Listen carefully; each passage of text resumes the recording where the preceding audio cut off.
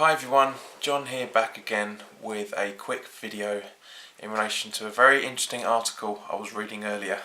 Now, as everybody knows, there's a lot of unrest around our fan base at the moment in relation to the two Davids, and to a lesser extent, or to a more extent, depending on your point of view, of the non-board member Karren Brady. Now, basically what happened is back in 2015, to celebrate the 5th anniversary of the two Davids taking over the majority shares of West Ham United, they put up their 10-point plan for the next 5 years, so which we're obviously 2 years into. Now, it's an interesting read, so what I'm going to do is I'm going to read out the points, and then I'm going to put my opinions on if they've kept to them so far. Now, as everybody also knows, I'm not pro-board anymore. I'm not in any shape or form. I'm still in between. I'm still starting to lean to the anti-board now. But as I say, I will read out the 10 points and give my opinions. And it'd be interesting to see what your opinions are on this as well, if you wish to comment. So, point number 1: continue to invest in the playing squad. Our aim is to bring in more world-class players that can play the West Ham way. There's even quotes in there. We have broken the club transfer record twice in the last 3 years, and we will continue to make significant funds available to strengthen the squad this summer as we build a team that will befit our new home. We will also endeavour to hang on to our best players, as too often in the past, previous boards have sold our most promising players. Now, straight away, to continue to invest in the playing squad. Over the last over the last 3 years since that was published, there was an argument for both points of view. There is an argument that they haven't, because we're still playing with a mediocre squad 3 years later. There's also arguments that they have continued to invest in the playing squad because they brought in the likes of Dimitri Payet, Manuel Lanzini, Arnautovic, Zabaleta. I think also Antonio as well over those in the last 3 years. Now, obviously, the Payet thing is a big controversial subject. At the end of the day, he wanted to go back to France after that, leaving the Boleyn season. So, to me personally, it's null and void. In terms of their plan, overall, they haven't invested in the right areas. They have invested in the squad. They haven't invested in the right areas, and that's causing our detriment. That's to the team's detriment at the moment. Aiming to bring in more world-class players. Yes and no. Again, Arnautovic, yes. Zabaleta, yes. Even though it was a free transfer, there would have been a signing on fee. Same with Evra. He's a world-class player. Nobody can argue with that. Have they continued to do that over the last 3 years? Very thinly, yes. Very heavily, no. But are those players brought in to play the West Ham way? Lanzini is. Payet was. I can't think of any other sign. Arnautovic possibly. I don't know. We still haven't seen the best of him yet. I don't think we've seen the best of him yet.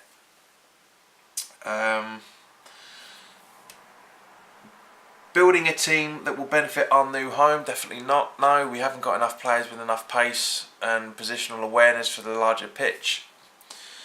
And hang on to our best players, as too often in the past, previous boards have sold our most promising players.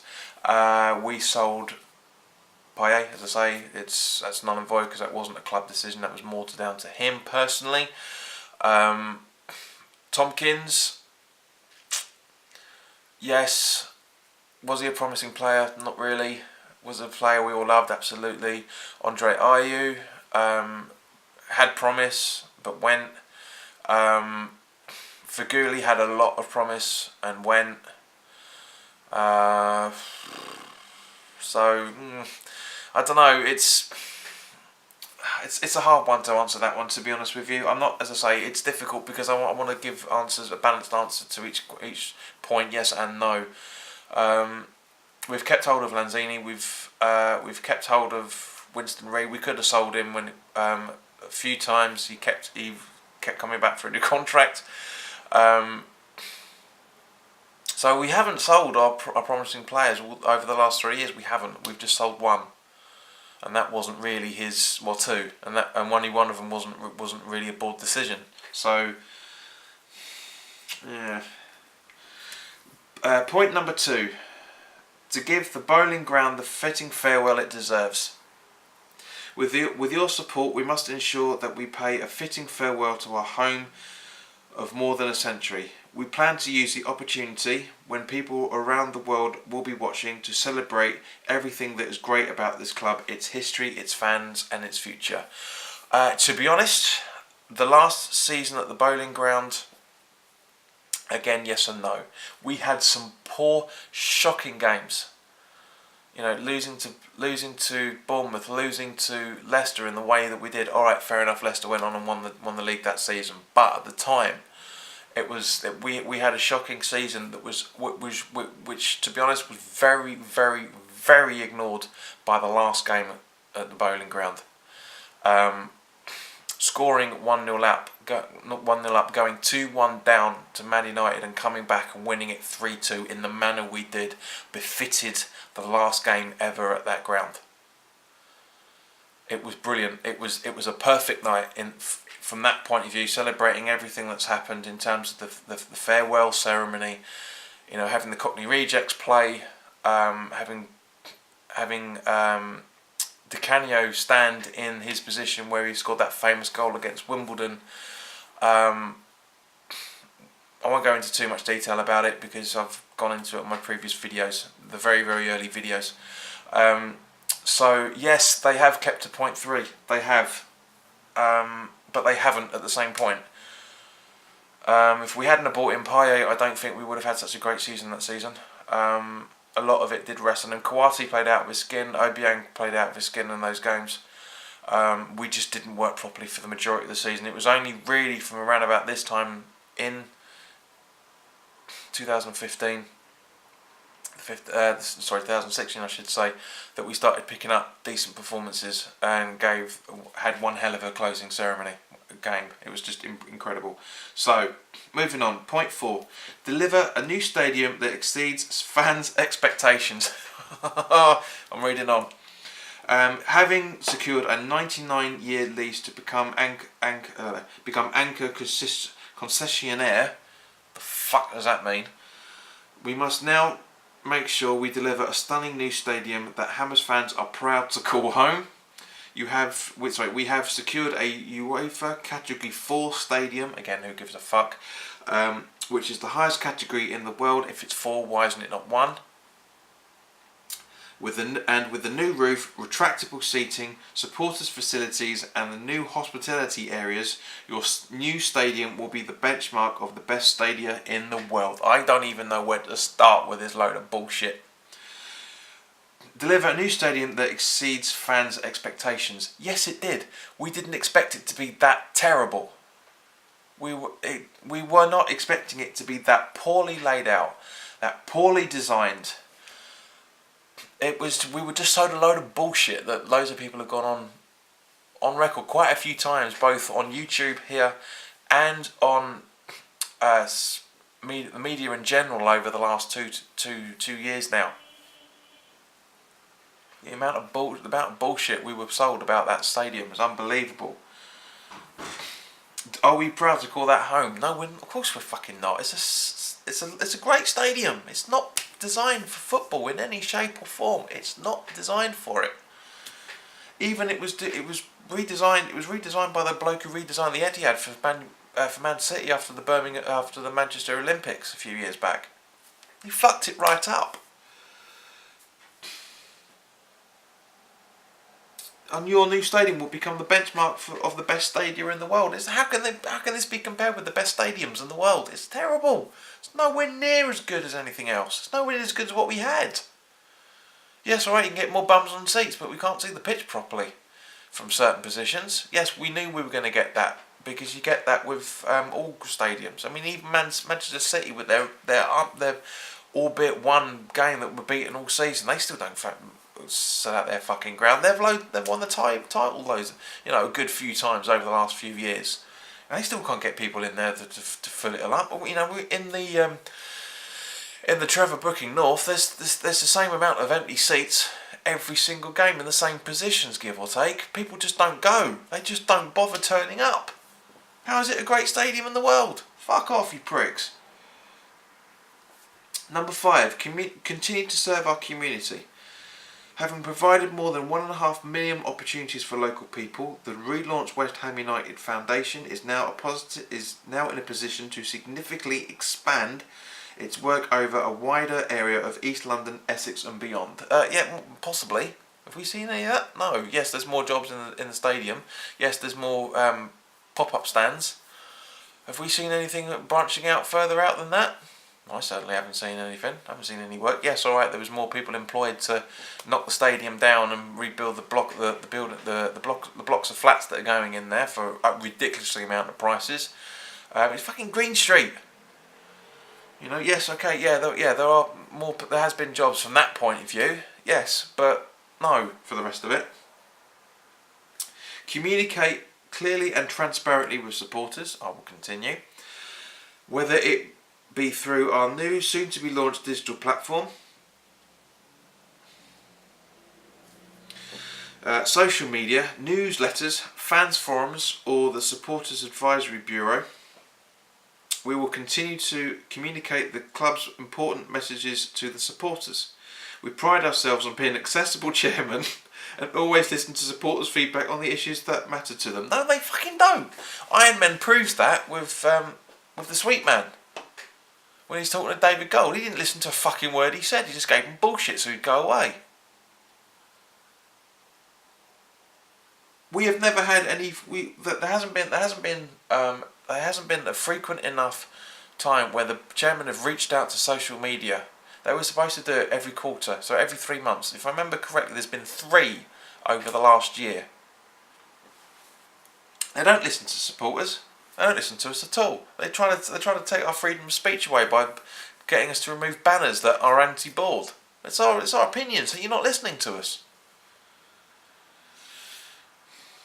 Continue affordable football campaign. A season ticket will always offer the best value to anyone wanting to watch every West Ham game. We also want to make sure that everyone has the chance to watch top-flight football, so we will be building on our current promotions, such as the award-winning schemes like Kids for a Quid, when we move to the new stadium. How many times over the last 2 years have we seen Kids for a Quid? Or what other schemes? Ticket exchange doesn't fucking work. Ticket exchange, you don't get your money back properly. You get about £12 to spend in the fucking shop for a ticket that goes for 40 to 50 quid.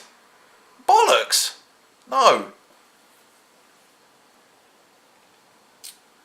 It's not affordable football. Not affordable football in any shape or form. Point 9. Make sure watching West Ham is enjoyable. We were clear last summer that we share the West Ham fans' desire for entertaining football and are delighted to see that return in abundance this season. The new stadium will offer unrivaled opportunities to improve the matchday experience away from the pitch, and we will be reaching out to supporters over the coming months to make sure our new facilities offer one of the very best days out in the Premier League. Does it? Bollocks! Guys, no! I'm sorry, again, no, that is complete bullshit in every single syllable of that paragraph of point 9. It's bollocks. No. Continue to increase the profit of our club. The stadium will automatically put West Ham on a pedestal around the world, and it is our job to ensure that we maximise on that opportunity. We are already receiving approaches from big brands that are desperate to be part of our exciting journey, and as our profile increases, we will in turn be able to attract better players from across the globe. Again, bullshit. What investors? What big brands? Vodafone pulled out of it. You know, because the E20 team didn't get the Wi-Fi set up properly. Well, that's been public knowledge for years. What big brands? What big brands have been in links with the club and want to join us? David Sullivan says again on the Iron Man film, documentary, film, movie, whatever you want to call it, that moving to the stadium only gives us about an extra 10 to 11 million pounds profit, which is the equivalent of buying a sub-average player now in the market. How is it trying to increase the profile of our club if we're not able to spend money and we're running around the echelons of the bottom of the Premier League like we have been at the bowling for ever since the Premier League started, or been at the top division. We've bounced around from Premier League to Championship and Premier League to League One before the Championship came in. It's just the way it's been. It's always been. We have not been able to increase the profile of the club in any shape or form. We haven't been able to bring in world-class players that are of a decent fucking age. We've been lied to, severely lied to, on all of these points. As I say, there are arguments to the contrary on some of the stuff I've said, but as I say, the majority, I would say, going through all of that over points 1 through 10, I personally feel the only one that the club have actually performed and kept to a lesser extent, but it's there nonetheless, is point 2. Given the and it's literally the first sentence of point 2. Give the bowling ground the fitting farewell it deserves. That's as close as they've got to all these point 10s. Clear the debt. The debt isn't clear because they're taking interest off the money that they put into the club to pay off the debt. So all it's done is just transferred it from pot A to pot B, with pot C getting a bit bigger because of it. It's not clearing the debt. Once they stop creaming the money off, then that's the debt paid, settled, gone. They lied to the LLDC. They lied to the E20 group as well to say that by the time we'd move, we would settle the debt off. We would be debt free. We're not debt free. I don't care if the accounts show that we're making profit of 50 million quid last year, and it would be interesting to see what the books say this year.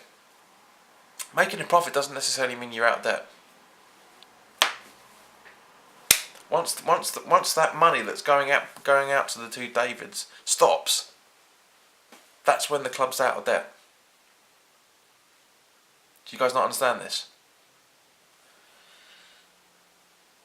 Overall, as I say, everything has been poor. It's been poor over the last 3 years for this 10 point. They've kept to 1 of the 10. And yet when they meet to social media groups, they say, yes, we've delivered on all 10. Well, how? Sorry, bollocks.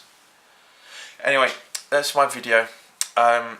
It's obviously Watford at home tomorrow, so there will be a post-match video coming up on that. Weekly Thoughts is going to be going up over the weekend as well. I'm moving in the next in 3 weeks' time. I should be moved into a new property. So the background will change. Unfortunately, I've had to downsize, but it's the way life is going for me at the moment.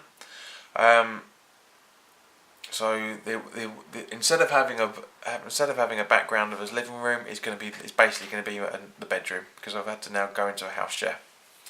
So anyway, guys, that's my problem, not yours. Financially, it's going to make me better. It's going to make me better because I'll be able to get more things done. I'll be able to invest more in this channel as a result. But in the meantime, guys, thank you very much for your time. Thanks for watching. Please subscribe if you're new around here and you like what I'm doing. Please like the video if you feel I deserved it and you've enjoyed it. And I will see you guys tomorrow for the post-match review. Take care. Bye-bye.